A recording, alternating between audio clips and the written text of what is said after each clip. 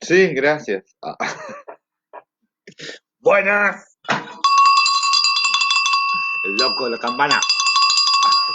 Ah, talán, talán, talán. Si no vienen, se Conmigo, arrepentirán. si no vienen, se arrepentirán. Conmigo soñarán. Y me querrán destripar. Talán, talán, talán. ¿Cómo le va? Hay que ponerle buena onda, loco. Ponele buena onda, loco. Dale, loco. ¿Cómo anda? Miren, me cambié la camisa. Soy otro. Esta belleza. Soy el mismo yo de hace un rato, pero con camisa nueva. Ya la otra está para lavar. Esta, me puse un desodorante que no voy a publicitar porque yo quiero ser youtuber. Quiero ser influencer como René. Quiero ser influencer como Messi. Como no sé qué, cómo se llama el brasilero este que juega en el Barça, que los tipos se clavan una cosa que dice Nike, ¡fua! $1 millón. ¡Ah, la mierda! ¡Qué coronavirus! Poronga. Los tipos dicen dos giladas, pero bueno, no tengo la capacidad de jugar al fútbol como ellos. No tengo la belleza de Britney Spears, ¿eh? Así que lo único que tengo es esta campana. Mierda, pasen al aula. Si usted pregunta si el profesor está loco, está desquiciado. No, mentira. Chicos, estudiantes, estudiantas.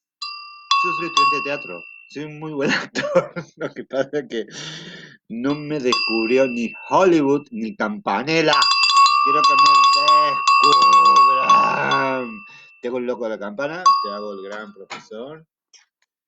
Soy un consejero a prueba de balas, el director chiflado del CEPRAM, eh, el padre energúmeno insoportable, en fin. Soy lo que soy. No tengo que dar excusas por eso, a nadie, nadie hago mal. El sol sale igual para mí y para ellos. ¿Cómo les va? ¿Cómo, cómo están? Yo estas licencias me las voy a tomar porque me piace y porque yo soy más o menos eso, un chiflado. ¿Cómo están? Ahí viene nuestro habitual ayudante técnico, que es mi hijo, Iñaki Urrutia.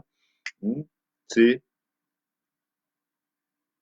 y me hace, no entiendo qué es, porque es muy discreto. Así, ¿personas? ¿Minutos? ¿Qué es lo que sucede? Poneme un cartelito. Esperen que me van a decir un secreto. ¿Qué pasa? No sé. No, no, no. Mi hijo no me habla. Mi hijo- Estoy en crisis. Necesito un psicólogo. No, mire qué discreto. No sé. Me parece que es mucho, pero puede ser. Hay que ir buscando. ¿Eh? Bueno, ¿cómo andan? No sé ni cuánto estamos en vivo. Disculpen, ahora largamos. ¿Eh? Vamos a bajar el sonido. ¿Eh? De esta clase. ¿Mm? Inés Largo, buonasera. Hola Inés. Qué hondón. ¿Eh? No sé si lo que estoy viendo es la transmisión en vivo o no, pero bueno, en principio acá estamos. De nuevo dando clase. ¿Y ahora de qué vamos a hablar? ¿De qué es lo que vamos a hablar? Ya me veo, porque esto me pasa para no confundirme. Si yo me veo que con otra camisa, ya me doy cuenta que una transmisión que la hice hace un rato o esta mañana, ¿no? Entonces yo tengo un código para mí. Depende de la camisa que use, es el día y es la hora. Y así me puedo seguir minuto a minuto. Bueno, no sé cuántos somos, María Teresa Laza. Bienvenidas las estudiantes de Carla Arónica. ¿Eh? Un placer. ¿Mm? Acá yo veo cómo está saliendo el vivo. Dice, ¿qué le pasó, profe? ¿Qué comienzo de clase tan sereno? Yo creo que me están cargando acá. ¿Eh? A ver qué están diciendo. ¿Lo afectó la cuarentena, profe? ¡Obvio que me afectó la cuarentena! ¡Obvio! ¿Quién no está afectado por la cuarentena? La quarantine, como se dice en inglés. Así que bueno, vamos a ponerle buena onda. Estamos todos así con la cuarentena. No, ustedes están 10 veces más chiflados que yo. A Josefina Tornavasio. Hola, Josefina. Dice, esta hora nos notamos medio raro. ¿Y qué? ¿Cómo lo voy a estar raro, Josefina? Estoy seco, no raro. Eh, ¿Y qué dice Cárdenas? La campanilla te descubrió a vos. No sé si, capaz que es eso, chicos. Yo hago así. Y es para llamar a clase, digo, Tanal Talán, vamos todos, la comunidad del CEPRAM, ¿eh? Vamos todos a estudiar, Talán Talán, y en una de esas se me activa algo en el cerebro que saca el loco que es en mí, puede ser, pero es una ciencia ficción. Agustín Ricardo Rossi dice que comience la clase tan sereno. Dice, ¿qué le pasa, profe? Me volví loco nuevamente en esta clase. Hola, profe, hola, profe, hola, profe, hola, profe. Ya estoy presente. Bueno, Camilo Torres, a todos nos afectó la cuarentena. Bueno, chicos. Nosotros habíamos quedado y estamos viendo, mi nombre es Andrés Urrutia, soy profesor del CEPRAM y director del CEPRAM. Además, soy director de esa institución y profesor titular de la Cátedra de Psicología de la Adultez y la Senectud de la Universidad Nacional de Córdoba y de la Universidad Católica de Córdoba, profesor e investigador. Listo. Dicho, una tarea que es impresionante. Tuvimos un teórico muy cortito de hoy, una hora y otra hora a la mañana y otra hora a la tarde, sobre el amor y la intimidad, porque nosotros decidimos desarrollar y vamos a tener 3 o 4 encuentros, un taller específico y puntual, sería un seminario, hola Gabriela de Alvera, eh, sobre amores, sexualidades e intimidad. ¿Por qué? En su momento me pareció a mí, porque a lo largo de toda la vida, porque es un tema que atraviesa toda la vida, ¿no? Empezamos hablando desde perspectivas que son psicoanalíticas, desde el inicio, del apego, las identificaciones tempranas, el amor en la adultez, los amores en la juventud, los intercursos sexuales, ay, qué inglés que parezco de sexual intercourse, las relaciones sexoafectivas, ¿m? Las diferentes expresiones de la sexualidad, que es muy interesante, las dimensiones que tiene la intimidad y además cómo se va transitando esto a lo largo de toda la adultez, la juventud, la mediana edad y la vejez. ¿Mm? En eso, porque he tenido ahora la posibilidad de hacerlo que me parece muy bonito, ¿Mm? Eh, hay algo que yo siempre comparto con ustedes,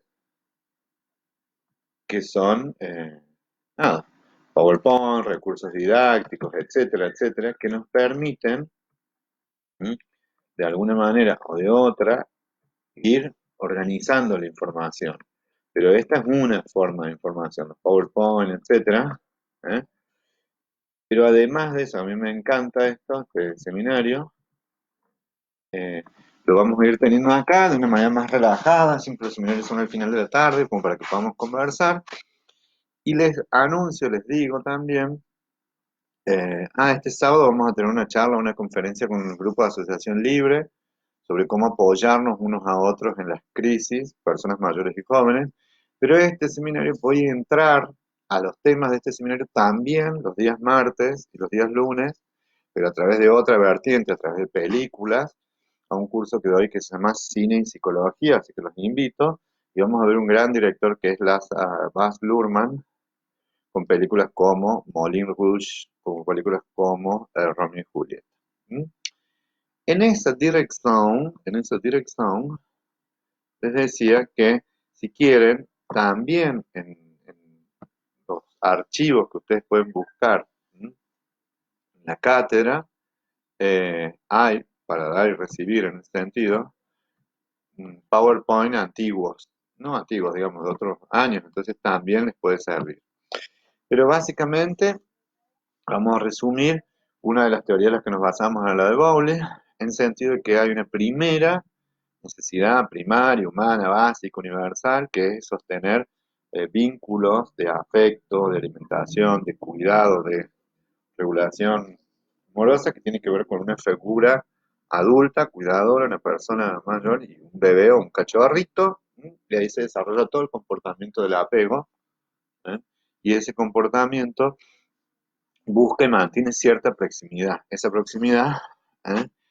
Es como la base segura, el cuidador, la mamá, el cuidador sería la base a lo que siempre va a venir. Es muy bonito verlos en los chiquitos cuando se están independizando, gateando, que las mamás piensan que se van lejos y no se van lejos. Uno podría hacer así como una medida de cuántos y se alejan radialmente, están gateando, miran para atrás, ven que está la mamá, siguen un poquito más y vuelven, ¿no?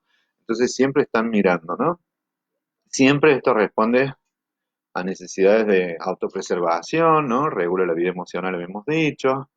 Se empieza al inicio sin una diferenciación yo, no yo. O sea, en la figura, en el momento del apego, en la figura de la, del encuentro que hay con la figura maternante, cuando estamos tomando la teta, etcétera, al inicio no hay una diferenciación. El chico no tiene distinguido que esta es la teta, esta es la mamá o este es el que da el biberón, sino que es toda una sola cosa donde su desregulación, su desequilibrio emocional, anímico, de hambre, físico, que se siente hasta como dolor, se restablece cuando aparece, y ahí sí empieza a verse como un objeto primero propio, después externo, la figura que protege, ¿no? Y es muy importante porque esto, no porque nos interese mucho en niñez en particular, pero sí ahí tenemos que abrevar que en realidad esto que nosotros vemos son los patrones de apego, esos patrones son como matrices, se mantienen a lo largo de toda la vida, ¿no? E inmediatamente, vinculado a eso, eh, no sé qué me estaban preguntando, que por ahí me cambié de archivo. ¿Mm? Hola Andrés, Enzo Álvarez, estás más lindo sin bigote. Ah, no es Enzo, pero bueno, lo dice, ¿quién lo dice? Lo dice Cristina Calvo. Les decía que acá hay algo que una primera cuestión que tenemos que considerar en los amores, en el amor, es el apego, ¿no? Que es esa matriz básica. En esa dirección, ¿eh? Les decía, hermana, oh, ay, mi amor, para mi hermana no puedo decir mucho, espero que no lo vea mi mamá, pero mi hermana, mi amor, está internada, qué alegría verte, hermana querida, con dengue encima, llueve sobre mojado. Bueno, besos para Alicia. Bueno, varias están en platea, María Gabriela de Alvera, ya estamos, ¿eh? Entonces, hermana, te amo, Alicia, te quiero y espero que estés bien, corazón. Eh, Les decía que sobre esta inscripción del apego que deja huellas y patrones que estaban relacionados a lo que veíamos con Erickson, con la confianza básica, ¿eh? En esa matriz, después se asienta lo que se conoce como, que es muy común para los psicólogos, como el ABC, ¿eh? Lo que tiene que ver con el narcisismo. ¿Por qué? Porque al aparecer el otro, ¿no? Nosotros buscamos que esa satisfacción que se nos da a la hora de mamar, a la hora que se nos cobija, se llama Freud, mencionaba vivencia de satisfacción, entonces buscamos esa repetición, ¿no? Eh, Freud va a hablar después de lo que era un artículo 1900, 1905, no me acuerdo, sobre el autoerotismo, ¿no? Que también tiene que ver con eh, que no tiene un objeto sexual que sea ajeno, ¿no? Sino que la satisfacción se satisface en el propio cuerpo. Cosa que como prácticas sexuales nosotros tenemos que decirlo desde la psicología y también desde la especialidad de la sexología, nada tiene de pecaminoso, nada tiene de absurdo, sino que es una forma al inicio de exploración del propio cuerpo, de que somos muy chiquititos. Me acuerdo de una niñita que al compás de una música que se llamaba Una y otra vez, estoy en el sillón, en una canción de bebé, entendía perfectamente que tenía que ver con algo masturbatorio. ¿Mm?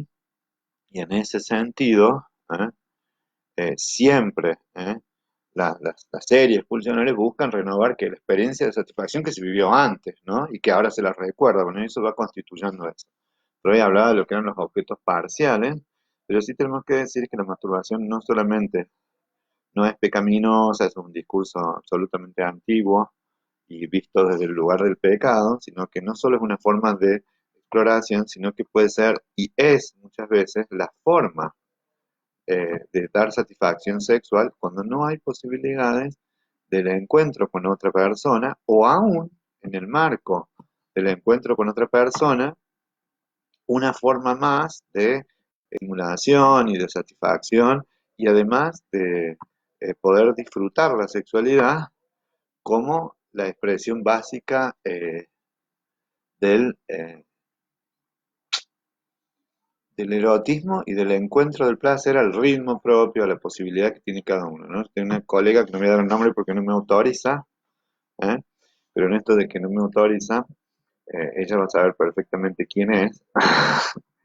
Pero les decía que ella sostenía algo que decía que la masturbación tiene que ser una tarea obligatoria, una asignatura obligatoria en los colegios de mujeres, sobre todo, ¿no? ¿Por qué? Porque en esto ya hay diferencias de género muy grandes, y estas diferencias de género tan grandes, tan inmensas, tienen que ver ¿con qué?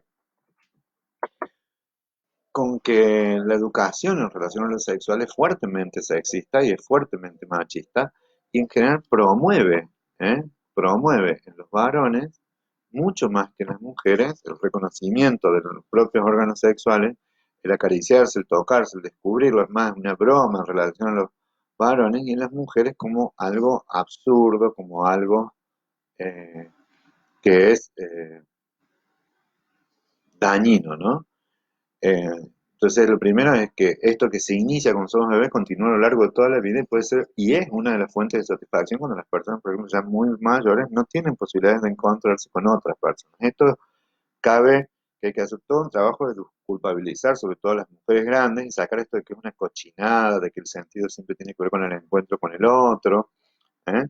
Entonces, sí implica una práctica saludable a lo largo de toda la vida y que sí hay que decirlo que excede el autoconocimiento, ¿no? En ese PowerPoint que yo le suelo poner, sí me sorprendió cuando yo preparaba esta clase que decía un centro, no sé de dónde, creo que existe. Me voy a fijar si está en internet. eh, Me fijo por las dudas, ¿eh? Para que vean. eh,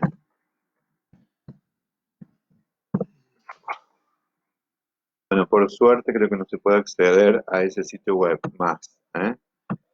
Pero me parece que sí, que era anael.org. Sí, era una barbaridad, era una barbaridad.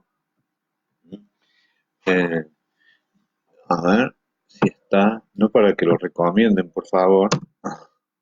No, sí está, por supuesto que está. ¿Eh? Cursos de Noxis, despertar de la conciencia, centro gnóstico Anael, ¿eh? Etcétera. No sé si es exactamente el mismo, pero es la misma dirección. ¿Eh? Anael.org. Eh,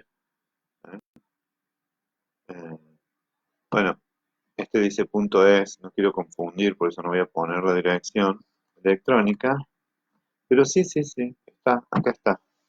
Entonces vamos a aprovechar y vamos a fundir y les voy a leer algo que es una barbaridad. ¿Trae consecuencias la masturbación? Pregunta. Con función efectiva y espiritual, el sexo es el producto de la unión de un hombre y una mujer. Primera prescripción, ¿no? En virtud de esto, Freud le llama a la masturbación el vicio solitario. No sé en qué artículo de Freud llaman eso, pero esto es parte del discurso, ¿no? Aprovecharse del discurso de la psicología, no mencionar una fuente, ya que la otra persona no existe sino en la imaginación. El masturbador se imagina a una mujer, y si es hombre, y viceversa, si es mujer y se masturba en nombre de ella. La verdad que además bastante restringido porque la gente cuando se masturba imagina más cosas, ¿no? O cosas distintas. El agotamiento se multiplica porque es sexual y cerebral y esta imagen de la mujer queda impregnada en el subconsciente y se revive el proceso inconsciente del sueño originando las formas de poluciones nocturnas. Una barbaridad tras la otra, ¿eh? Afirma Samael que vive en el capítulo Sexualidad Normal de su libro Matrimonio Perfecto. La fantasía sexual erótica produce impotencia. Les voy a copiar esta página. ¿Pero por qué? Porque cuando estamos acá en el discurso de la sexualidad, ¿eh? En los es muy importante que relean a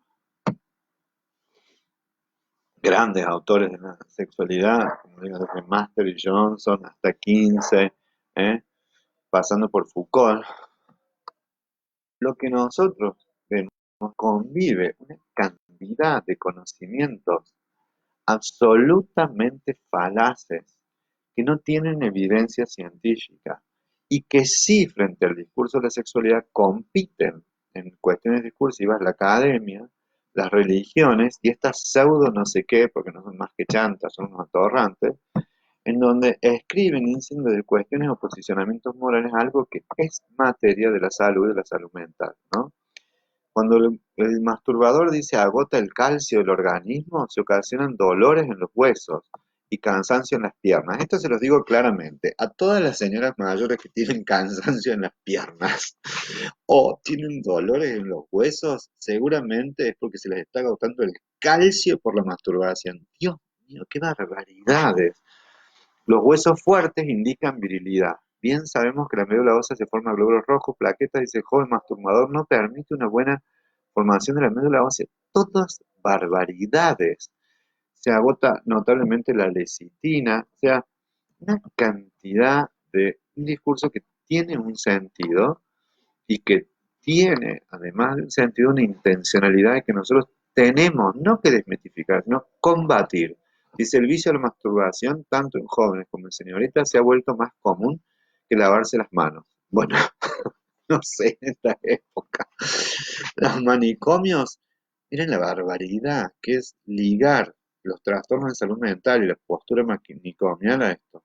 Están llenos de hombres y mujeres que arruinaron su cerebro en el asqueante vicio de la masturbación. Bueno, acá le voy a dar la derecha en el sentido de que lamentablemente en la concepción de los hospicios y las internaciones de salud mental como sinónimos de prisión, restringiendo la libertad, lo único que nos queda en esas situaciones es masturbarnos, menos mal.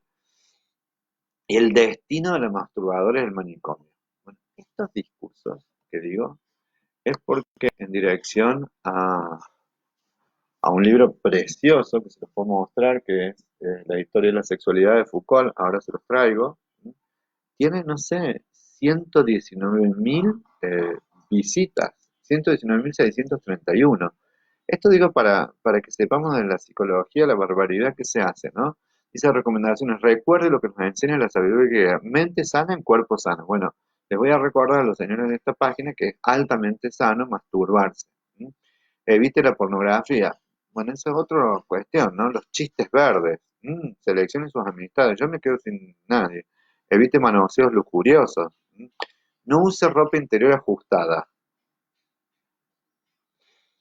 No comer en exceso carnes rojas, evitar los picantes. Ah, todo eso nos lleva a masturbarnos. La comida chatarra, o sea que todo en México son más masturbadores que esto. En fin, estudiar las páginas de sexo que hemos publicado, sus testimonios y su comprensión será de gran ayuda. Y encima se autoponen un link, ¿m? En dirección a esto, ¿no? Psicología X, ven estas bestias. ¿Eh? Y después la ley del karma, la urgente necesidad de saber cómo existe en el plan físico, el poder del sexo, o sea que miren lo que estoy diciendo, se apropian de la preocupación que todos los jóvenes tienen, que es el descubrimiento de su sexualidad, la sexualidad con el otro, ¿eh? Las diferentes vicisitudes que tienen en las propias vidas, y entonces efectivamente toman el sexo, la naturaleza del sexo, del deporte, etcétera, toman el discurso de la sexualidad, y este es un ejemplo, está lleno, ¿eh? Donde además es interesante, yo lo puse en su momento en el PowerPoint, porque la publicidad que hacen, y esto es una locura, ¿eh? La publicidad que hacen, la hacen en dirección a murales, me parece que yo los saqué, no sé si era de Colombia o de España, saqué la foto, después la vi, me quedé alucinado cuando la vi, en el sentido de que efectivamente en una pintada que decía masturbación produce agotamiento físico y cerebral, dolor de cabeza, varios estaríamos estallados, problemas nerviosos, pérdida de sueño, eyaculación precoz, Ah, esto fue. Que la masturbación produce impotencia y envejecimiento, o sea que gran parte del envejecimiento es porque todos han sido masturbadores tempranos. Ven y te enseñamos sexo sabio y consciente para tener vitalidad, fuerza y conservar la juventud. O sea, que esta gente nos va a enseñar, y hay una imagen de un muchacho que está reclinado así, con un silicio, con una cadena en el cuello, una víbora que sale de algún lugar ahí sexual, una espada, un dibujo espantoso, ¿m? Eh, y dice martes, jueves a 7 p.m. y domingo a 3:30 p.m., ¿no? Es una cosa que hay que revisarla, digo, en esta la cuestión de la discursividad en relación a el autoerotismo, ¿no? ¿Por qué? Y no porque a mí se me ocurra, principalmente teniendo y detentando las dos cosas, el principio de la autoridad de la academia, que uno podrá decir, podrá cuestionarlo, porque los académicos nos equivocamos en muchas cosas, pero sí darle un lugar a cierto discurso que tiene una validez empírica, esto que les decía en contra de los prejuicios, que hay investigaciones hechas, que hay muchísimos años de investigación, pero acá lo interesante es por qué conviven estos discursos. Y estos discursos conviven y compiten en grado de significado porque venden, ¿no? Básicamente porque después de ahí sacará un montón de muchachitos, muchachitas jóvenes, que se sienten muy culpables, ¿eh? Así que es interesante que eso lo pongamos en su lugar. ¿M? Sí, son terribles las locuras que se pueden hacer con una apariencia, y esto es muy importante, de ciencia, ¿no?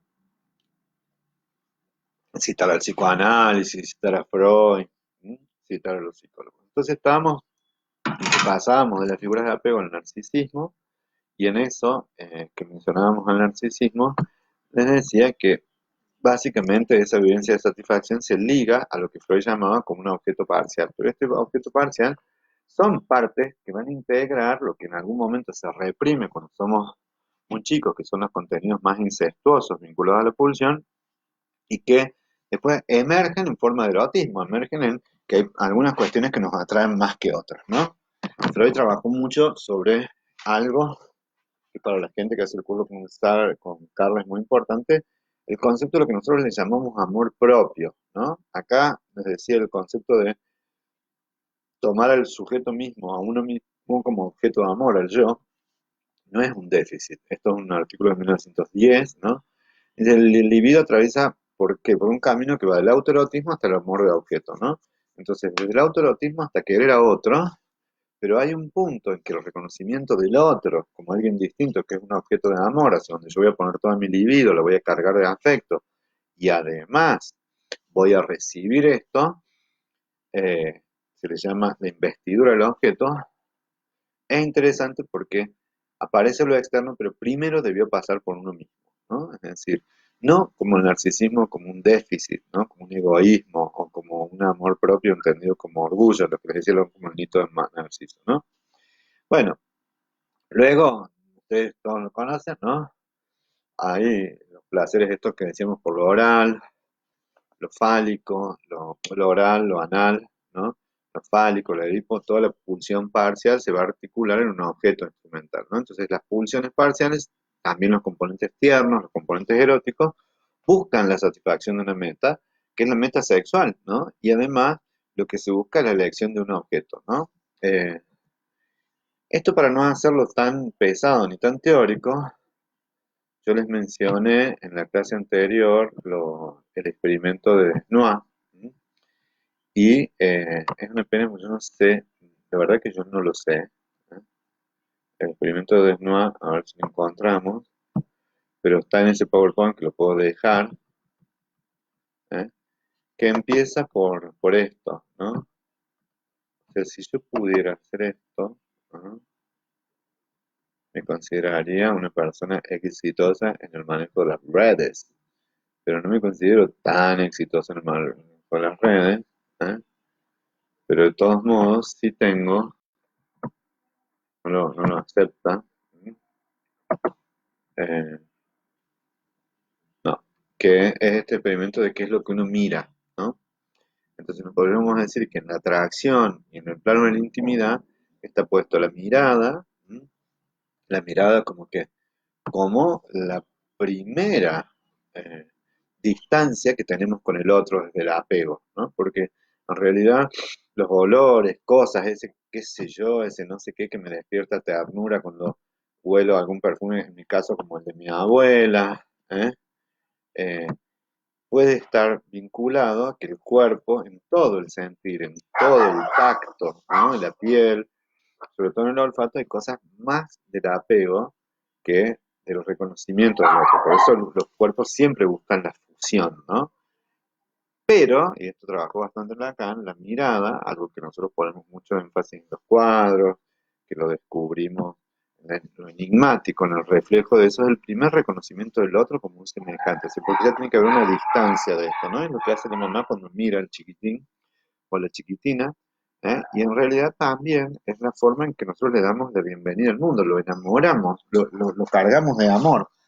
Al bebé, a la bebita, porque estamos como embelesados, y en algún momento nos damos cuenta de que nos mira y nos empieza a responder con una sonrisa que ya no es solo refleja, que ya no es solo el resultado de la satisfacción, de la experiencia placentera de comer o de ser consolado, sino que también ya hay una intencionalidad de congraciarse, ¿no? Una intencionalidad de ser simpático, ¿no? Eh, que viene del lado directo de algo que nos gusta mucho, el enamoramiento, que es la sonrisa, ¿no? Es como las formas más tempranas de expresión amorosa, ¿no? Lo que les decía en la oportunidad anterior, la atracción entre dos personas se da por la dilatación pupilar porque refleja que es la misma que vemos entre la madre y el hijo, ¿no? Casi que les diría, eso lo tomas de la filosofía, Sartre, es lo que nosotros a la distancia incluimos o excluimos. Ese pasó por enfrente y no me miró. ¿Eh? O mira cómo te está mirando, ¿no? No estamos levantes, mira porque te mira. Y este tipo que mira, o esta mina que esta plata que quiere, que me está mirando, porque es un contacto a la distancia que es tan complejo y de tanta sutileza. Ay, sí tengo un saquito, miren cómo me cuida, me dice si quiere un saquito. Lo veo a la distancia al profesor y lo veo, le puedo hacer una mirada de odio, y decir que me moleste, o le puedo hacer una miradita, una caída de ojo, porque eso es un aspecto parcial de la expresión del comportamiento, pero que está en juego absolutamente todo lo que tiene que ver con el erotismo, ¿no? Se integran, dice Freud, las diferentes pulsiones parciales y los objetos parciales de la pulsión. Estas son las fases que recorre la libido. Cuando digo que son las fases que recorre la libido, son diferentes fuentes de placer y de estimulación que además vienen como hasta genéticamente diseñados, porque todos tienen prácticamente los mismos tejidos, los mismos receptores en la piel, ¿no? Es impresionante eso. O sea, el glande tiene el mismo componente eh, de receptores, de células receptoras que lo tiene el clítoris, que lo tiene la base del ano, los pezones y las tetillas en los varones, pero no es una cuestión biológica, sino que esa disposición biológica ¿eh? está puesta o está anclada a lo que se llama la erotización de la libido. Así, cuando me acarician el labio, cuando me miran de una determinada manera, ¿no? Entonces esto va vinculado a que a toda una conjunción y sucesión de diferentes estimulaciones y diferentes experiencias placenteras, que es lo que devino en el erotismo, ¿no? Tiene una canción de Fito Páez, dice, te vi porque juntabas margaritas del mantel, yo sé que te traté bastante mal, ¿no? Bueno, saliste de la gente a saludar, dice, los astros se rieron otra vez, yo no es que tenga tan buena memoria, lo estoy leyendo, dice, las luces siempre encienden en el alma, y cuando me pierdo en la ciudad, hay gente que se pierde en sus pensamientos o en sus demonios, vos ya sabes comprender, es solo un rato, no más, tendría que llorar o salir a matar. Te vi, te vi, te vi. Dice, yo no buscaba a nadie y te vi. Bueno, esto se conjuga con la importancia que tiene después en términos del erotismo. Esto es lo que les decía la vez anterior, los besos, la ternura, ¿no? Un acto de amor, siempre tienen estas representaciones que les decía el beso de Klimt, que es uno de los cuadros más famosos del pintor austríaco en Viena, el de Rodin, que es un acto de amor y de búsqueda, de interacción, no solamente el beso en la boca, sino que está vinculado al sabor del otro, ¿no? Y después, por supuesto, además de la, el encuentro de la mirada a la proximidad del cuerpo, Les decía la otra vez, ¿se acuerdan de la canción de Derroche? Dice, comenzamos por probar el vino, y dice, con mirarnos, todo lo dijimos, ¿no? No quedó un lugar que no anduviera en ti, ¿no? Eh, Esto que les digo es la enorme representación que les decía la otra vez del beso, fue formando la base del erotismo, ¿no? Que es la sustancia de la intimidad. No hay posibilidad de hablar de la intimidad sin vincular cuánto de la intimidad está vinculada a las formas de satisfacción, no solamente las formas de satisfacción, sino también las formas de encuentro sexual, ¿no? En este sentido, después se van a integrar las otras fases, ¿no? La fase anal, ¿eh? En dirección, miren, si habrá cosas escritas, dibujadas o interpretadas en relación a la cola, ¿eh? Pero en realidad, si uno va viendo, esas son diferentes fuentes de atracción, pero no necesariamente esas fuentes de atracción funcionan siempre aisladas, sino que funcionan concatenadas, ¿no? Y después la parte fálica, que esta es la teoría más machirula, digamos, o más falocéntrica de Freud, que es lo que está puesto en la genitalidad, ¿no? Eh, de cualquier modo, esta es la consecuencia que tenía Freud, una sociedad, el contexto en el que se enuncia la teoría de Freud, una sociedad victoriana, hegemónicamente heteronormativa, ¿no? Pero sí es bueno que la intimidad corporal integra, secuencia, entona diferentes preferencias, ¿no? O aspectos parciales que se ponen en juego en el deseo sexual, ¿no? Y también entona, dulcifica, hace jugar algunos componentes agresivos, de posesión, ¿no? Por eso la intimidad corporal por ahí son encuentros, son choques con los otros cuerpos, ¿no? Cuyo destino, y esto sí es bueno de decirlo, puede o no ser la penetración sexual. Esto digo de lo falocéntrico, ¿no? En donde esto implica no solamente el encuentro entre varones y varones, mujeres y mujeres, sino que todo en algún punto pasa finalmente también por lo genital, aunque sabemos que en la intimidad sexual siempre la satisfacción sexual es como incompleta en algún punto porque va a buscar más, ¿eh? Satisfecho el primer deseo sexual, satisfecho el impulso de la búsqueda, o sea, después busca otro tipo de encuentro y busca un recorrido y hay efectivamente aprendizajes entre los o las amantes, ¿no? En función de apetencias, de ritmo, de respuestas distintas de los varones, de las mujeres, ¿no? Y acá sí me gustaría remitirlo, ¿no? A lo que es lo erótico. Lo erótico es lo subjetivo, ¿no? Está el primero órgano sensual es el cerebro, como dicen, porque ahí está inscrito en mis recuerdos, ya transformados, ya condensados, ya sublimados, ya desplazados, las pulsiones parciales en forma de deseo de atracción, ¿no? Entonces eso fue reprimido, eso que estaba vinculado a las pulsiones parciales fue reprimido, y eso funda de alguna forma, ¿eh? Esas zonas que fueron catequizadas, donde nosotros buscamos en una experiencia genital adulta la satisfacción parcial, total, etcétera, que nada tiene que ver con la curva de incremento de el deseo sexual y la excitación en el acto sexual, la meseta, y después el- la respuesta a través del orgasmo, ¿no? Sino que esto se conjuga en ese tipo de relaciones y acá sí, ya hay muchos estudios que hay que desparametrizar la sexualidad, ¿no?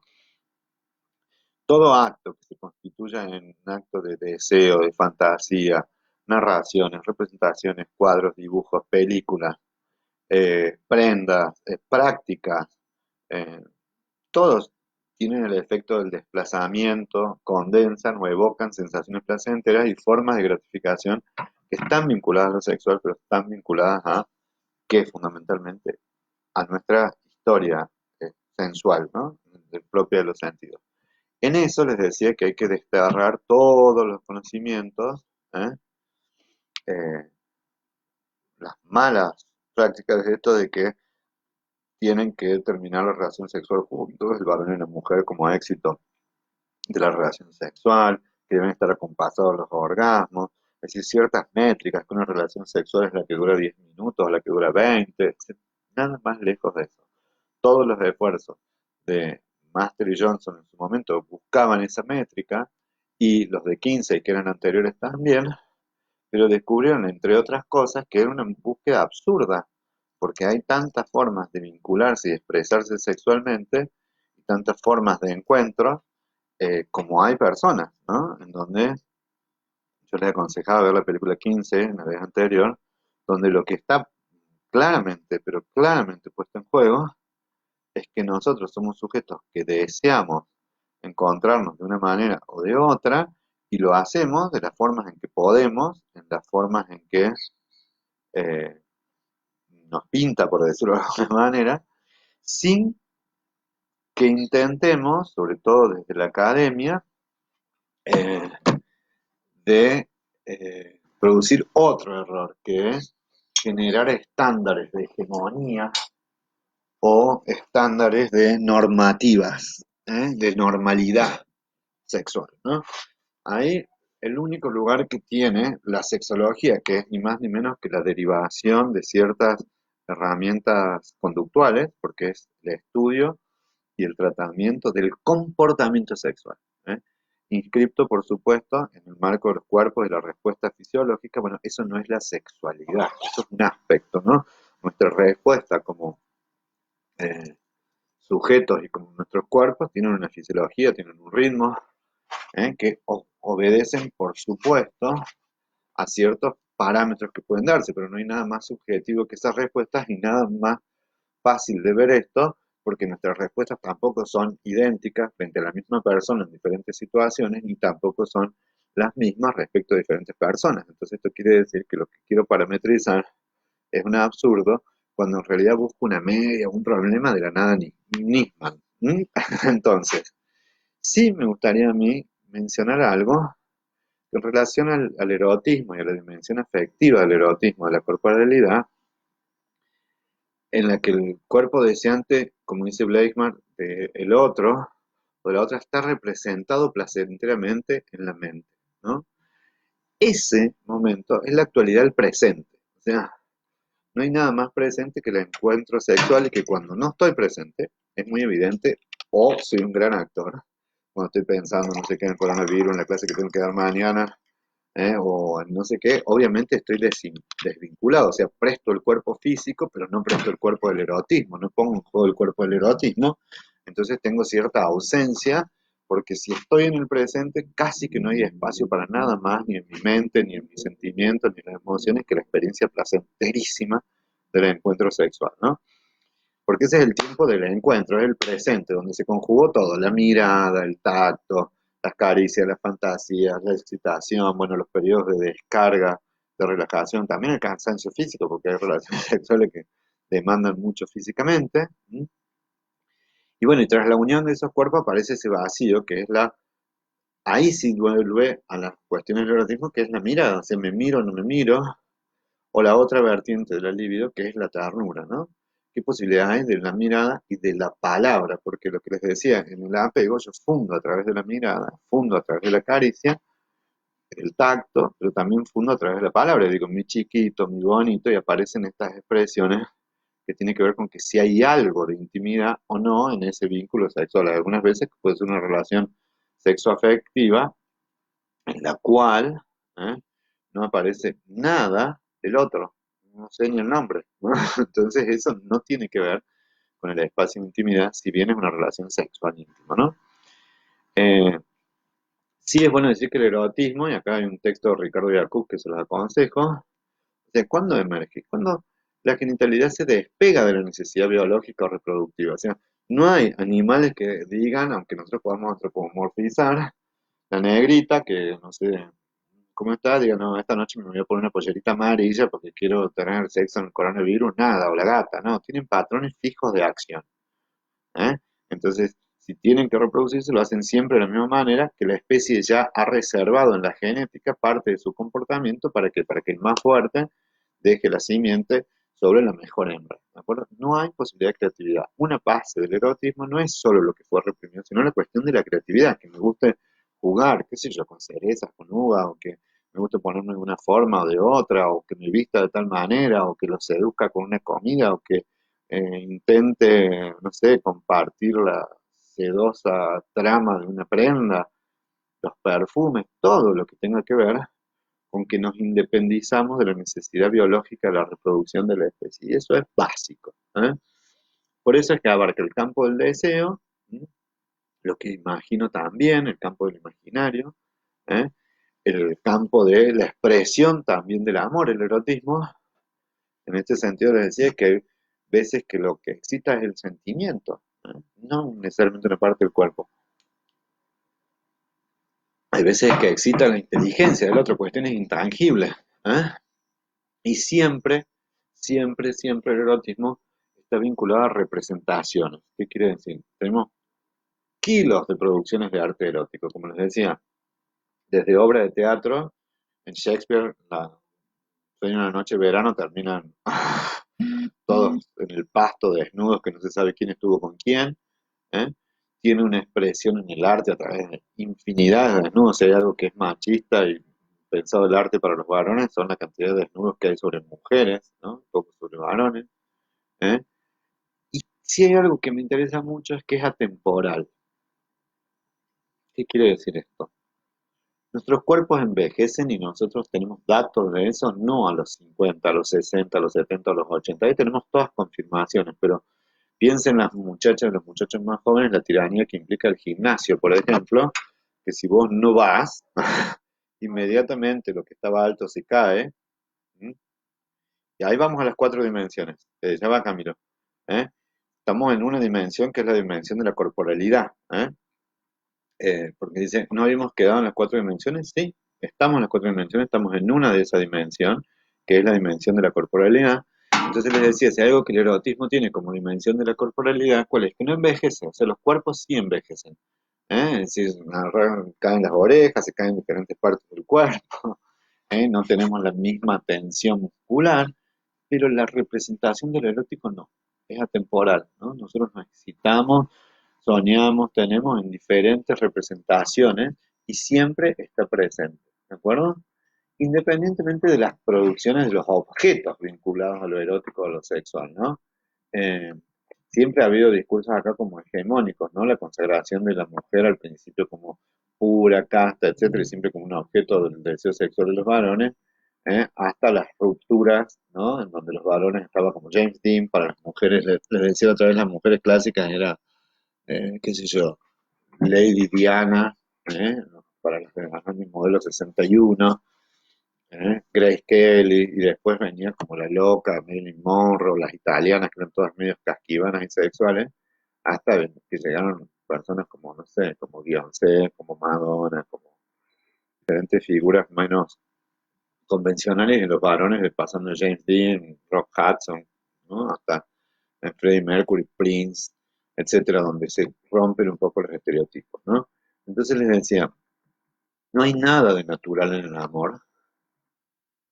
Sí hay algo que es pulsional y que tiene que ver con lo erótico y con lo tierno, pero eso que tiene de pulsional, de vertientes, ¿eh? Sí es muy importante vincularlo a que son construcciones que tienen que ver con las educaciones, con los conocimientos más o menos represivos, con las religiones, con las vivencias traumáticas en relaciones o vergonzantes, ¿no? A lo que se vivía, o al revés, muy placentera. También lo habían estudiado Alfred Kinsey, que decía que gran parte de las disfunciones sexuales no eran disfunciones sexuales, sino que eran problemas de comunicación. ¿M? Y uno de los aportes de ellos fue evitar la medicalización de los trastornos, ¿no? Sexuales, ¿no? Que eso es muy común, o sea, buscar respuestas biológicas, sin embargo, hay que tomarlas siempre, desde el sildenafil hasta cualquier tipo de expresión, perdón, cualquier creación de la farmacología que ayude a compensar las pérdidas que la biología impone en el proceso de envejecimiento. Por ejemplo, disminuye la lubricación vaginal. Bueno, hay lubricantes que pueden utilizarse si uno busca la penetración. Disminuye la potencia eréctil. Bueno, está el sildenafil que se puede buscar. Pero todo esto que entra en la dimensión, eh, básicamente, la dimensión corporal, son muestras del erotismo que cambia a lo largo de la vida. Sí, por supuesto que cambia a lo largo de la vida, pero cambian las formas en que se vive en eso porque hay cambios físicos, pero lo que no cambia es la vivencia de satisfacción. En este sentido, hay muchos estudios que muestran que la continuidad de las relaciones sexuales, de la vida sexual corporal, ¿eh? Está mucho más realizado, está mucho más vinculado a las experiencias tempranas que hemos tenido, es decir, si nosotros tenemos buenas experiencias sexuales, eh, tenemos búsquedas sexuales que son exitosas, o sea, la frecuencia de las relaciones sexuales, el placer, seguramente lo vamos a continuar. ¿Sí? Pero el plano de la sexualidad se inscribe en la intimidad, y acá vamos ahora, Camilo, ¿dónde está Camilo? Acá, lo veo en el teléfono, lo veo acá, a un plano que es dentro de esos planos, esta es la dimensión corporal de la intimidad, vamos al plano de la dimensión afectiva. La dimensión afectiva está vinculada, por supuesto que está vinculada al encuentro de los cuerpos, pero está más vinculada a la elección del objeto. ¿Qué quiere decir? La elección del objeto tomando de Freud había dos tipos, ¿no? Por apuntalamiento, ¿eh? Esto de apuntalar las pulsiones yoicas, la figura de la madre nutricia, el padre protector, o la elección de objeto narcisista, ¿no? Más parecido a la propia persona. Se ama lo que uno es, lo que uno fue o lo que uno quisiera ser, ¿no? Bueno, esto hace que en este sistema que hablamos de lo que es el sistema del apego se conjugara el objeto de autoconservación. Ahora el apego produce el objeto de la sexualidad, el objeto del narcisismo y también el objeto de las regulaciones psicobiológicas, ¿no es cierto?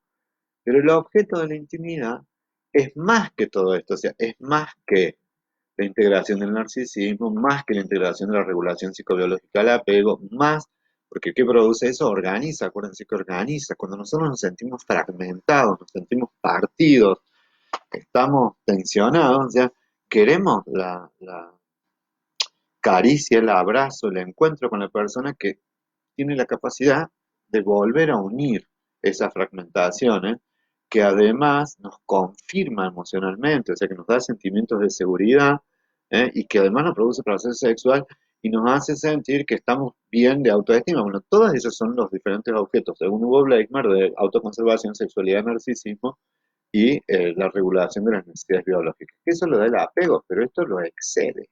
¿De acuerdo? El objeto de la intimidad, obviamente que no se reduce a la sexualidad ni al narcisismo y se diferencia del apego. ¿Por qué? Porque entra el otro que es otro, distinto de mí, y además se oponen, como decíamos, al aislamiento porque es una construcción intersubjetiva. Eso es lo básico. El concepto es que en la evidencia es que yo y la otra persona estamos en el mismo espacio emocional, pero es otro. Esta diferenciación es básica porque si no, estamos hablando del apego, ¿no? Muchas veces las separaciones, los divorcios muy grandes, muy dolorosos, muy depresivos, es porque lo que se pierde gran parte son estas gran apoyo en términos de apego. O sea, siento que me voy a morir, cierto que no puedo más. Entonces, hay mucho de lo primero, de la regulación emocional, etcétera, y menos de lo interpersonal. No digo que no sea entre personas, pero la figura de la intimidad es todo lo que mencionamos antes y en el plano afectivo, el reconocimiento del otro, de la otra, como alguien distinto, ¿no? ¿Qué era? Era la vivencia que mencionábamos desde el inicio, esta vivencia eh, de que yo y la otra persona, que él y el otro, o ella y la otra, o él y el otro, como ustedes quieran, eh, comparten un mismo espacio emocional. Eso es lo común, eso es lo compartido, ¿no?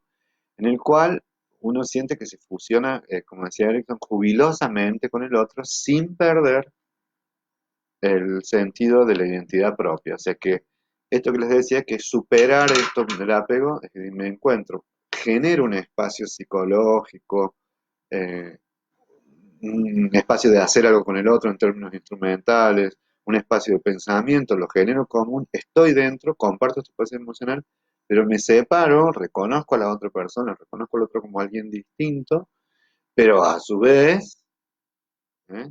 Puedo tolerar esta separación, en la cual me retiré de esa fusión jubilosa con el otro, sin perder mi propia identidad.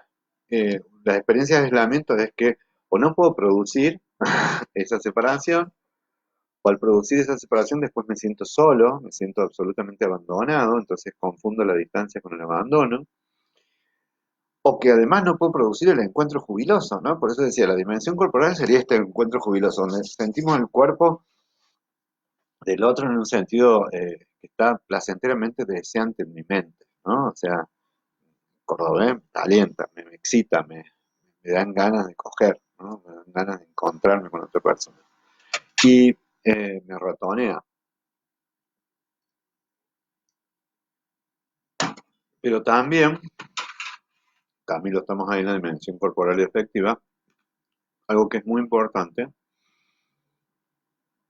es que el cuerpo del otro es vivido como deseante, porque no es, y esto es lo que tiene que ver que les decía antes, que necesitaba llegar a describir algo del erotismo para esto. Puede que yo tenga un tipo de un target de mujer, de varón, con estas características de alto, bajo, linda, con muchas tetas, morocha, bajita, parecida a mi mamá, no sé qué, pero no todas con esas características similares me despiertan atracción sexual. Bueno, hay personas que les despierta atracción sexual de manera indiscriminada casi todo, pero básicamente es como el encuentro de dos mentes, el encuentro de dos personas que se aman, en el cual, en términos de intimidad, no de relación sexoafectiva, en el cual el cuerpo del otro es vivido como deseante. Además, me gusta y me calienta porque sé que la otra persona gusta y se excita cuando me ve, ¿no? Esto tiene que ver con el narcisismo, con la relación del objeto del otro como un objeto distinto, ¿no? Esa es la dimensión corporal que decía Hugo Blackman. La dimensión emocional, obviamente, así como se genera este espacio de encuentro jubiloso físicamente, se genera o se participa de un mismo estado afectivo. ¿Qué quiere decir esto? Que hay, nada, lo que quiere decir que hay, estar dentro de un mismo estado afectivo es que yo puedo sentir ¿eh? La vivencia del amor, la vivencia de sentirme deseado y querido al otro y a su vez generar, por dos movimientos afectivos que ahora voy a hablar, esa vivencia de la expansión afectiva en el otro, en la otra persona, en la otra mujer, en el otro varón. ¿Qué quiere decir? Y esto es así, es un estado afectivo de expansión, ¿no? Esto, eh, ahora les voy a leer un poema de Valerio Benedetti que habla sobre enamorarse y no enamorarse, ¿no? Las emociones, gran parte de la cuestión del amor, para los que están cursando con Carla, es una regulación emocional, pero además una vivencia emocional. ¿Sí? Esa vivencia emocional tiene que ver con qué?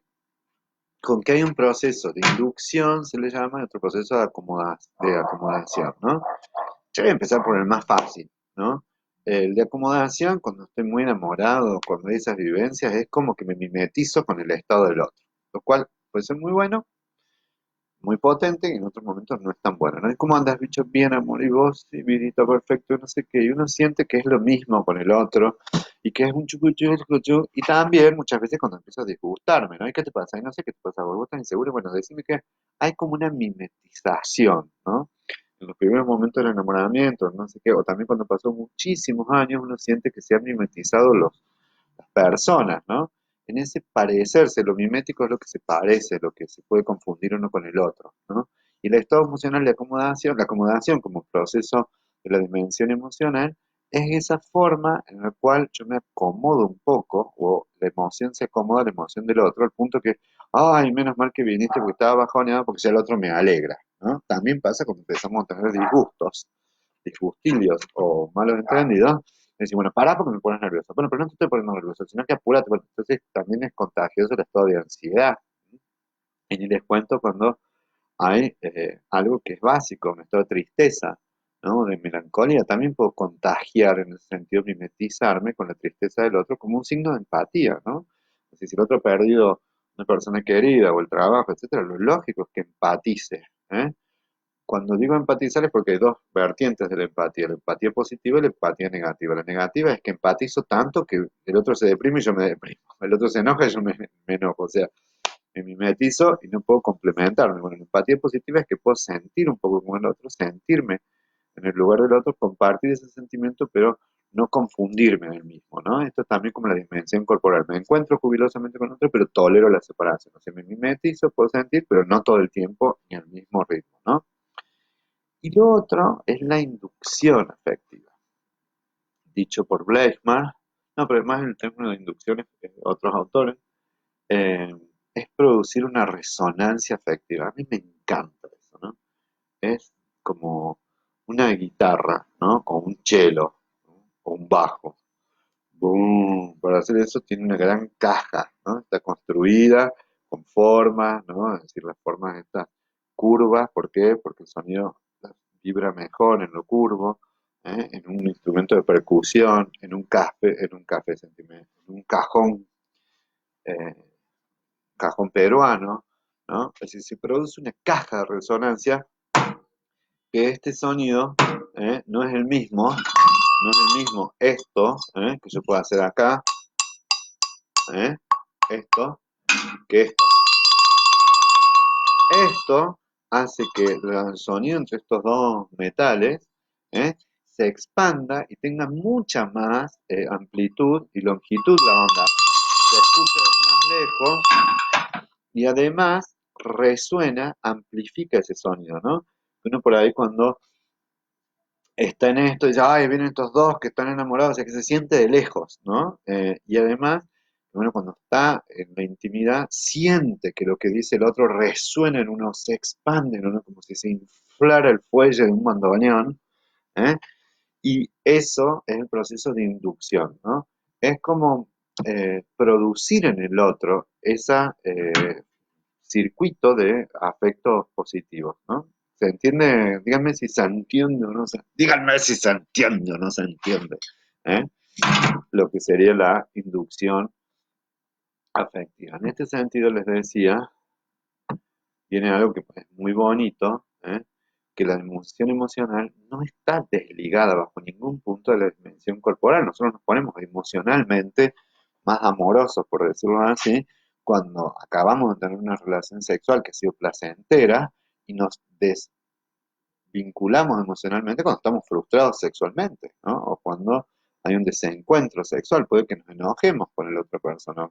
O que empecemos a preguntar, ¿qué te pasa? ¿Y me querés o no me querés? Directamente parece que el cuerpo fuera una señal de lo que está sucediendo en términos de lo amoroso, ¿no? Porque dicen, ya no tuvimos relaciones, ya dejamos de vernos íntimamente, o sea que algo de ese registro se fue perdiendo. Cuando digo que algo de ese registro se fue perdiendo, es que son como vasos comunicantes, ¿no? Lo cual no quiere decir que dependan absolutamente uno de otros, pero están comunicados, ¿no? Emocionalmente podemos pasar mucho tiempo queriendo y amando al otro, soportando, ¿no? Y manteniendo limitaciones fuertes respecto del acceso físico, ¿no? Y acá, sí, cuando digo esto, eh, recuerdo siempre una anécdota que me contaba Mercedes que era sobre un viudo que había perdido a su mujer y lo que hacía era dejar el camisón de la mujer en la cama matrimonial al lado para acostarse todas las noches con el olor, el aroma de ese camisón, sabiendo que el cuerpo no estaba, pero había un indicio ¿eh? Que ese indicio estaba marcando básicamente la posibilidad de abrir espacio a un recuerdo reminiscente en donde no era una cuestión melancólica que fue muy mal interpretado con los hijos como una fijación o que estaba loco, sino como algo que a través de su olor, a través del tacto, recuperaba una vivencia de satisfacción que ya no era física, sino que era anhelada o recordada, ¿no? En ese sentido les digo que se comunica mucho la dimensión emocional con la dimensión física, ¿no? De hecho, casi que se retroalimenta una a la otra. En este sentido, esos procesos de inducción y de acomodación los puedo producir hablando por teléfono, con una carta. O sea, hay objetos en donde no siempre es necesaria la presencia del otro, sino que son referentes o son indicios de que el otro está o la otra persona está cerca, ¿no? Es decir, ¿por qué? Porque a su vez confirman de alguna forma la afirmación del yo, ¿no? Es decir, que el otro me quiere. Entonces, hasta baja la ansiedad. Si después te llamo, bueno, un beso, te quiero, ¿no? Lo de las palabras es muy importante, ¿no? Esto es poder decirle al otro porque confirma algo que siento y deseo, pero que además me vuelve a ligar, o sea, porque se produce otra experiencia de satisfacción que es escucharse que uno es capaz de amar y ser amado, ¿no? Pero no porque es capaz, sino que uno confirma la certeza de que te quieren, ¿eh? La certeza de que querés al otro. Eh, en este sentido les decía, estas dimensiones son como juntitas y son como muy potentes. Cuando Bleismar habla de dimensiones no habla de cuatro círculos iguales, ¿no? Como si fuera un diagrama donde tenemos, no sé, un 25% de cada una de las cuatro dimensiones. Son dimensiones que tienen diferentes importancias y diferentes eh, restos en diferentes momentos de la vida, sin lugar a duda, en diferentes situaciones también. Espérenme un segundito. Ahí vengo, un segundo.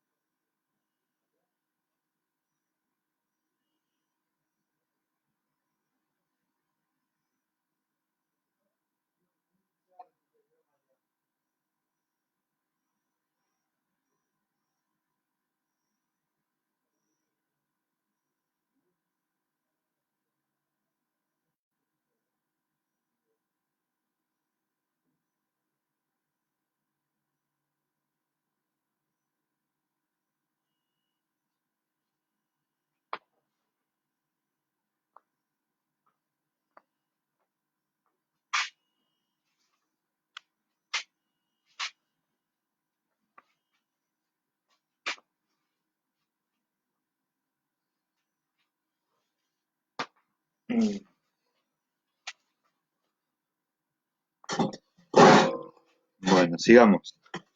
Se puso un poco fresco. Lo bueno de esto es que uno va rápido y busca una mantita, ¿eh? Lo otro que hay que cambiar de lugar porque se puso medio fresco, ¿eh? Entonces, les decía que la... ¡Wow! Me agarró un frío. Esperen, esperen. Eh, les decía que estas dos dimensiones, las cuatro en realidad, no se toman como dimensiones iguales o proporciones de un todo. Son variables, tienen diferentes expresiones en diferentes momentos de la vida y sobre todo están como comunicadas, ¿no?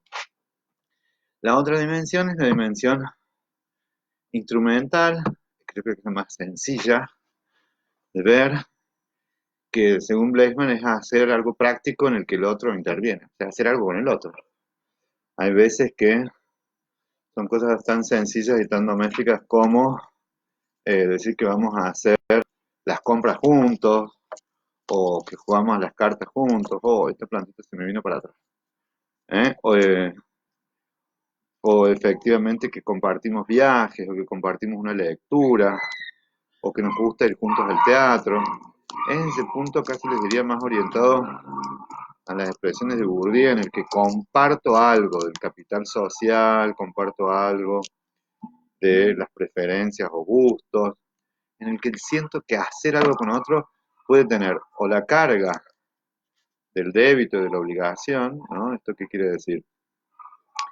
Que por ahí dicen, bueno, vamos, por lo menos vamos juntos al súper, es un bajón, la verdad, pero bueno, hay gente que le gusta ir juntos al súper, o nos vamos juntos de viaje, o estamos en esto de la crianza juntos, en los cuales no es menor este indicador, porque si uno siente que no está haciendo nada con el otro, aunque sea que no construye, pierde eso que se le llama como el indicador semiótico de estar con alguien, ¿no? Es decir, uno con los amigos no declara la amistad. ¿Qué hace? Te juntas con un asado. ¿Qué haces con tus amigos? Te juntas a jugar las cartas, o vas juntos a un curso, o te haces un viaje. Bueno, con las personas con las que intimamos también, o sea, nos juntamos además de estar, ¿no? Porque si tenemos buena piel, pero no hacemos nada juntos. Oh. O al revés. El problema fue que lo único que hacíamos era trabajar juntos o estar, porque esto de las dimensiones, nosotros tenemos buenos registros de cuando anda mal, cuando escuchamos, por ejemplo, a alguien te habla de su crisis de pareja, en el matrimonio, del desamor, ¿no? Generalmente la gente, poca gente viene y dice, ya no amo a otra persona como antes. ¿Eh? Puede que efectivamente lo digan y está refiriéndose a la dimensión emocional o afectiva. Entonces, bueno, a ver, contame, ¿qué pasó? Cuando cuento y empiezo a contar qué pasa, cuando empieza el acto narrativo, seguramente que voy a hablar de cosas que hago o deshago, de cosas que ya no hago, y también la otra dimensión, que es la dimensión cognitiva, que está en el campo de las ideas, ¿no? En el campo esto de lo platónico, ¿no? El contenido de las ideas, la forma de razonar y en el ritmo del pensamiento. ¿Qué quiere decir? Hay posibilidades que yo no comparta la ideología, no importa. Capaz que no comparta algo de la creencia en lo político, pero en el campo de las ideas, entendiendo el campo de las ideas desde los valores hasta la ideología política, en la religión hay diferencias, pero algo del contenido está en común. Algo del contenido se lucha también, se disputa el campo del contenido mental, ¿no? ¿Por qué? Por culturas familiares, por idiosincrasias, por modo de entender la vida. Pero si estoy en las antípodas es más difícil, ¿no? Porque no está esta dimensión del pensamiento que se combina juntos. Pero ojalá fuera esto, sino que por ahí no comparto en todas las ideas, pero sí en el ritmo del pensamiento, en ser más rápido, en ser más lento, en darme cuenta que hay una cadencia, esto que les decía, como jugar al truco con los buenos o las buenas compañeras de truco, siento que el ritmo en que razono, en que veo la jugada se parece, o lo que es lo mismo, lo que es no es lo mismo, sino que es una forma más, es el modo o la forma en que razono, ¿no? Entonces, estas cuatro dimensiones, la afectiva, la corporal, la instrumental y la cognitiva, tienen diferentes expresiones, ¿no? Entonces, en todos los casos, ¿eh?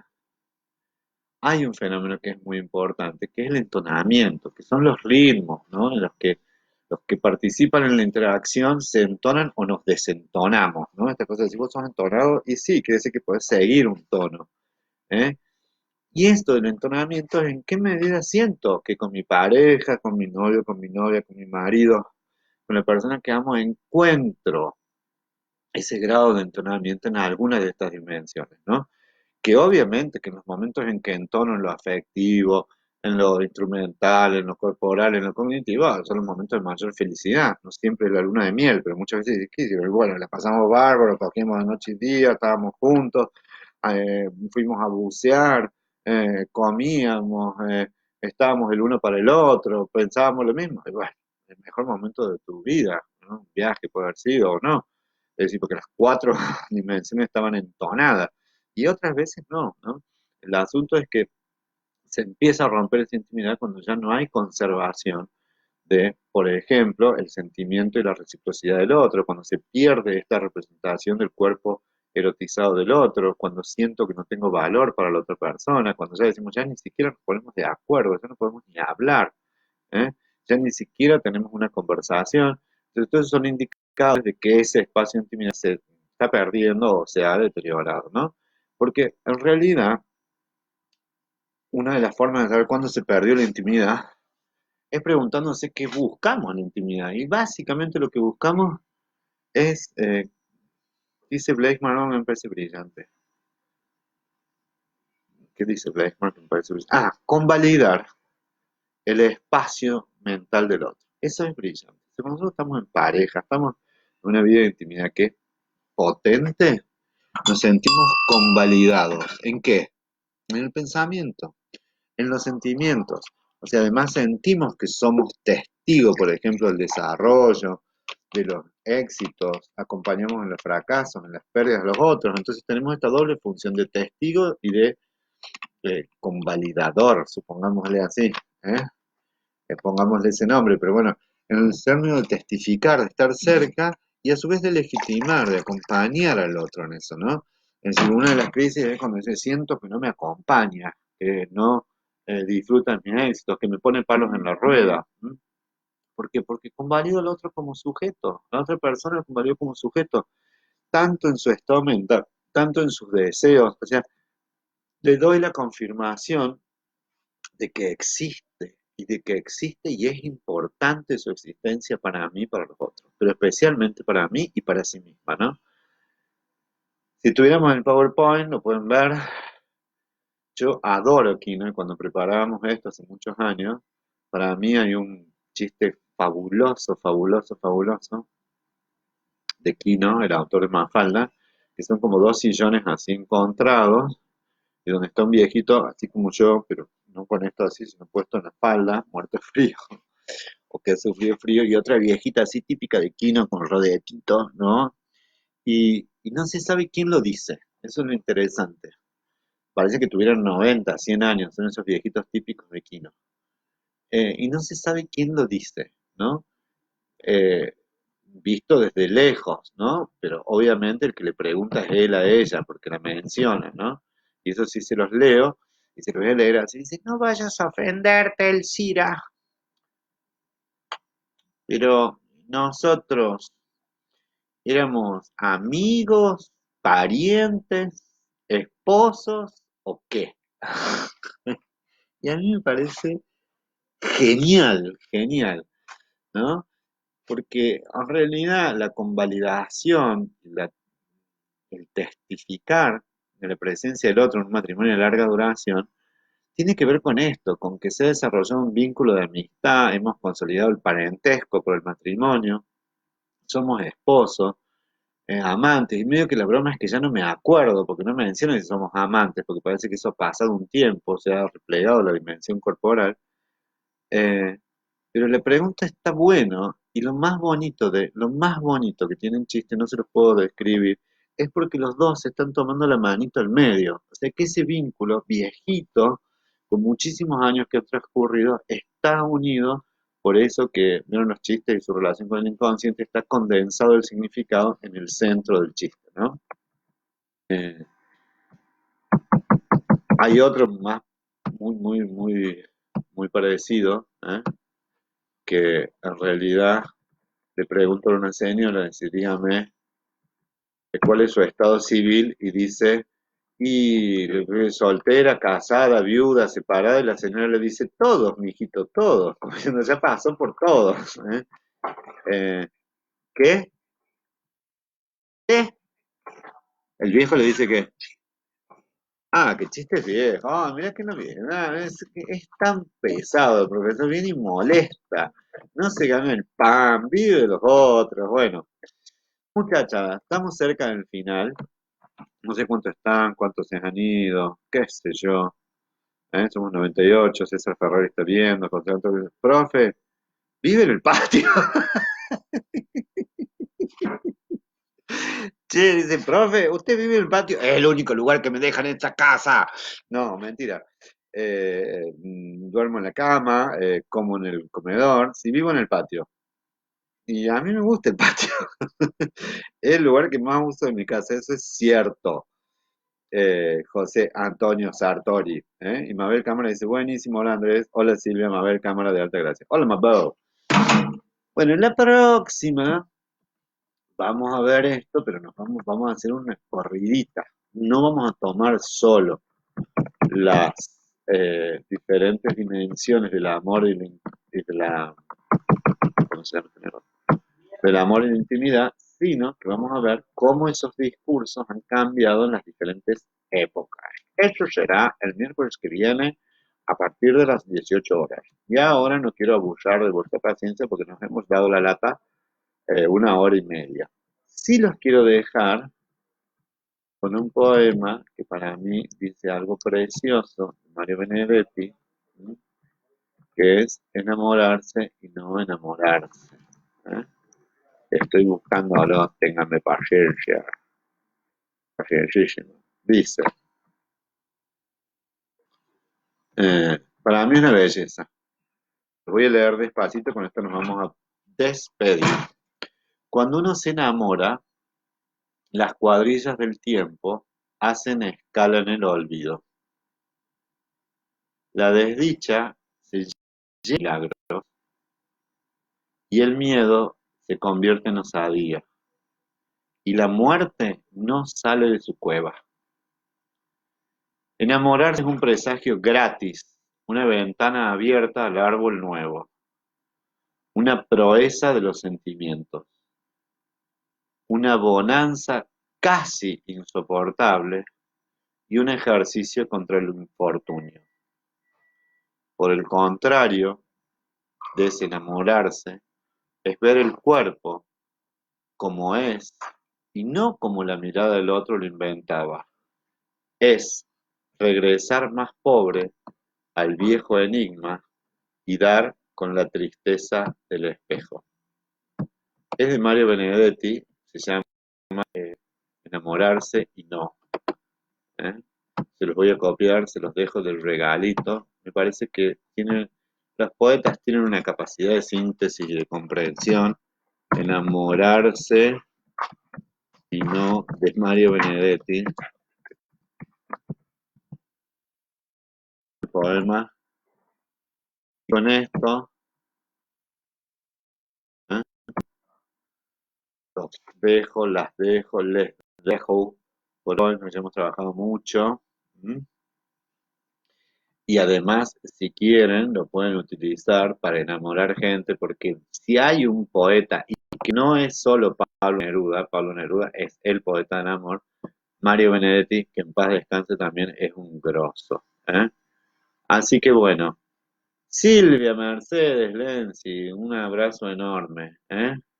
Lu Farias, ¿cuál sería la cognitiva? La dimensión cognitiva es pensar el ritmo del pensamiento, el contenido del pensamiento, la forma del pensamiento que comparto con el otro Lu. ¿Eh? ¿Alguien más? Preguntas. Mili Baraco, el campo de las ideas en que diferís con el otro, pero en el fondo tienen algo en común o coinciden en algo. Sí, sí, en el fondo, muy en el fondo. Ah. No, por supuesto que hay campos de coincidencia y disidencia. No se trata que las dimensiones cognitivas sea la homologación, lo mismo que la mimetización con el otro no es que yo soy igual, por la empatía, ¿no? Esto es como la diferencia de lo que decíamos al principio de Erickson, es fusionarme, pero a su vez en la separación recuperar mi identidad y mi diferencia, que es lo que nos hace bonito y desafiante, ¿no? La diferencia con el otro. En el primer periodo de enamoramiento tendemos a borrar las diferencias, porque el enamoramiento es prácticamente proyección absoluta sobre el otro. ¿Mm? Graciela Zárraga, gracias por todo, a ustedes, es un placer verlo, para mí es una eh, hermosura venir a dar clase al patio, ya te voy a mostrar. Los días domingos usamos un escritorio, te digo, ¿quién era el que decía que me hizo reír tanto?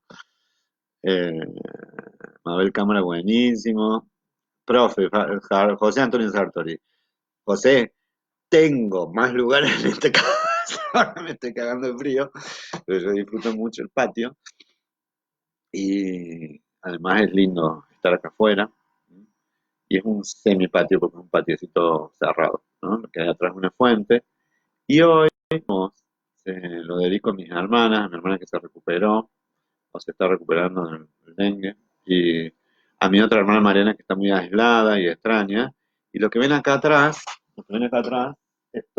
esto lo hizo Ana María Zaini, que seguramente muchos la conocen del CEPRAM, fue una voluntaria que ya falleció de cáncer. Hoy se lo dejamos a ella. Ella fue realmente un ejemplo de amor y de generatividad. Así que para Ana, que falleció el año pasado, que tengo ese aguamanil que lo fue ella, y yo le puse plantas, se le vamos a dedicar esta y la próxima clase, para que nos cuide. como un ángel. Bueno, che, yo estoy re bien, simplemente que son épocas donde la emoción fluye más, casi que impúdicamente frente a las cámaras. Pero estoy muy bien, lo que pasa es que hablar de personas que he amado y que me han amado, eh, personas que me han amado, que yo recibo su amor y ya no están, un poquito triste nos deja. Así que, José Antonio Sarri, pareciera que el amor y la intimidad tienen que ver con el sufrir. Está buenísimo, José. Freud, en un texto que yo siempre lo cito porque me parece un texto sublime de la psicología, que es la sentimentalizado, por decir el amor en los tiempos del cólera, eh, que es malestar en la cultura, dice algo que es una verdad inevitable. O sea, hablar del amor y del sufrimiento es como las dos caras de la luna, ¿no? Porque vivir el amor con mucha intensidad, en la intimidad, y tener esas experiencias amorosas y afectivas, eh, nos hacen expansivos, que nuestro yo se ensanche, se dilate, eh, produce inducción, acomodación emocional, nos sentimos plenos, tenemos un éxtasis físico.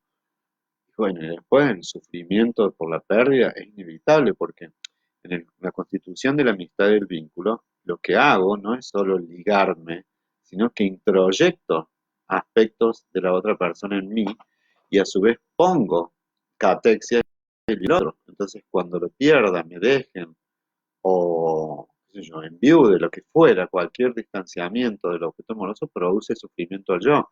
Un sufrimiento altamente tolerable y sano, podríamos decirlo, en la medida en que soy y he sido amado y tengo esa confirmación amorosa. Pero sí, en algún punto el sufrimiento tiene que ver no con el amor, sino con la pérdida del amor. ¿eh? No con el amor. Esto, si no, sería confundir que el amor y el sufrimiento tienen que ver algo así como una especie de masoquismo, ¿no? Que amar y sufrir es lo mismo. Muy nietzscheriano el sufrir y el amor. Sí, pero más que Nietzsche yo sería esto más freudiano. El amor no es sufrimiento. El amor implica júbilo, implica alegría, no hay nada cosa más bonita que enamorarse, ¿no? Esto en la calle, codo a codo, somos mucho más que dos. A ver si yo soy medio fanático de los poetas, ¿eh? Soy medio, con medio ojo, me gusta mucho la poesía, me gusta mucho la literatura, y creo que, nada, los admiro profundamente, porque tienen una capacidad de hacer, de simbolizar y de, eh, nada, y de mostrarnos lo que los psicólogos, los teóricos, ¿no? Eh, los teóricos tenemos muchas vueltas para decir cosas contundentes. Mira, este podemos ver que famosísimo lo cantaba la Nacha Guevara, dice te quiero, dice tus manos son mi caricia, mis acordes cotidianos, te quiero porque tus manos trabajan por la justicia. Siempre tiene que haber idealización en el objeto amoroso. Una idealización que después desciende y pasa a ser una investidura amorosa, ¿no? Dice, tus ojos, van mencionando cada una de las cosas, son un conjuro contra la mala jornada. Esto es lo grosso. Eh, el efecto del entonamiento amoroso es que conjuren los malos espíritus, ¿no? Tus ojos son, porque solo la mirada de la figura amada ya nos hace descansar, nos hace conjurar esos hechizos nefastos. Dice, te quiero por tu mirada, porque mira y siembra futuro. Y porque el amor, dice, no es aureola ni cándida, y porque somos pareja que sabe que no está sola. Te quiero en mi paraíso, es decir, en mi país, que la gente viva feliz, aunque no tenga permiso. Si te quiero, y esto es importante, es porque sos mi amor. Y en la calle, codo a codo, somos mucho más que dos, ¿no? Es bastante más largo el poema les decía se llama, es mi obvio, se llama Te quiero, copio de acá, porque me parece que habla mucho, muchísimo poema de Mario Benedetti. ¿Eh? Eh, y me parece, oh, mira, tiene 5 poemas de Mario Benedetti, todos poemas de Mario Benedetti. ¿Eh? Yo se los había leído recién. Radio Corazón, dice. Eh, hagamos un trato, viceversa, práctica, estrategia. Y acá está, te quiero. Les decía, tus manos son mi caricia, si te quiero porque sos mi amor, mi cómplice y todo. Tu boca, dice, que es tuya y mía, tu boca no se equivoca, te quiero porque tu boca sabe gritar rebeldía, y por tu rostro sincero, y tu paso vagabundo, y tu llanto por el mundo, porque sos pueblo, te quiero en mi paraíso, y bueno, sigue diciendo lo que ya escuchamos, ¿eh? Está lleno, esa página se los voy a poner, una página que ya encuentro un montón, ¿eh? Eh, tiene otros que son muy bonitos, ¿eh? Lo que necesito de ti, etcétera, ¿eh? Hay una muy bonita que es así, me acuerdo, chicos, yo desarrollé mi juventud rodeado de Mario Benedetti, se re levantaba con Mario Benedetti. Dice, también con Girondo, si quieren un poeta, Oliverio Girondo, gran poeta, ¿eh? Gran poeta del amor, 7 poemas de Oliverio Girondo, ¿eh? Son una belleza, los poemas de Girondo, ¿eh? Y tan bonitos, que hacen, por eso ellos son famosos, los poetas, expresan, este Benedetti también dice, mi táctica es mirarte, aprender como sos, quererte como sos, mi táctica es hablarte y escucharte, construirte con palabras un puente indestructible, mi táctica es quedarme en tus recuerdos, no sé cómo, ni sé con qué pretexto, pero quedarme en vos. Mi táctica es ser franco y saber que sos franca, y que no nos vendamos simulacros para que entre los dos no haya telón ni abismo. Mi táctica es en cambio más profunda y más simple. Mi estrategia es que un día cualquiera, no sé cómo, ni sé con qué pretexto, por fin me necesites. ¿No? Bueno, está lleno. Las canciones de amor son geniales. Los 7 poemas más ingeniosos. La otra que les aconsejo es Szymborska, Wisława Szymborska, fue una premio Nobel de Literatura. Uy, este es muy bonito. ¿Eh? Bueno, Martí. Miren este, el poema 2 es una belleza. Se miran, se presienten, se desean, se acarician, se besan, se desnudan, se respiran, se acuestan, se olfatean, se penetran, se chupan, se demudan, se adormecen, se despiertan, se iluminan, se codician, se palpan, se fascinan, se mastican, se gustan, se babean, se confunden. Me perdí. Eh, se olfatean, se penetran, se chupan, se desnudan, se adormecen, se despiertan, se iluminan, se codician, se palpan, se fascinan, se mastican, se gustan, se babean, se confunden, se acoplan, se disgregan, se aletargan, fallecen, se reintegran, mm, se reintegran, se distienden, se enarcan, se menean, se retuercen, se estiran, se caldean, se estrangulan, se aprietan, se entremecen, se tantean, se juntan, desfallecen, etcétera. Es una belleza. Este es del Liceo de Girondo, perdón. ¿eh? Nada, les desafío para la próxima, traigan canciones de amor, gran parte de esto va a ser la evaluación, ¿eh? Eh, y de analizar qué perspectiva de toda esta cuestión de la vida eh, amorosa, desde qué perspectiva hablan estos poemas, ¿no?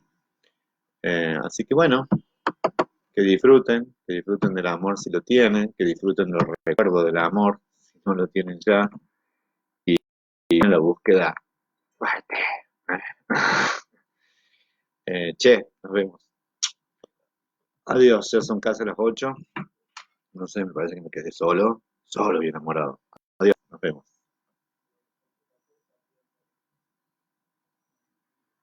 Chau.